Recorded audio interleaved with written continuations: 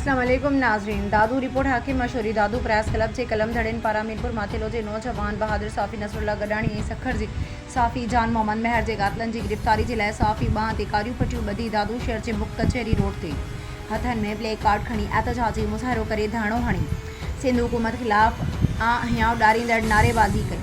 उन मौक़े ते कलम धड़न सदर साबिर भंड, सीनियर साफ़ी निज़ाम शेख, नायब सदर सरवर जलाल सोलंगी, ख़जानची रिज़वान मंगी, शहजाद चांडियो, दानिश खुश्क, ज़हीर चांडियो, आज़ाद बलोच, लियाकत मलिक, गुलशहर सोलंगी, नदीम शाहणी ऐं ॿियनि सियासी ऐं समाजी अॻवाननि धरणे खे ख़िताब कंदे चयो त हीअ हिकु सोचियल सम्झियल साज़िश तहत सिंध जे कलम धड़नि खे गोलियूं हणी बेदर्दी सां क़तल कयो पियो वञे।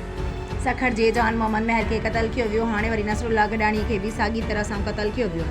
हीअ नसरुल्ला गडाणीअ जो न पर पूरे सिंध जे कलम धड़नि ऐं बाशऊर अवाम जो क़तल आहे।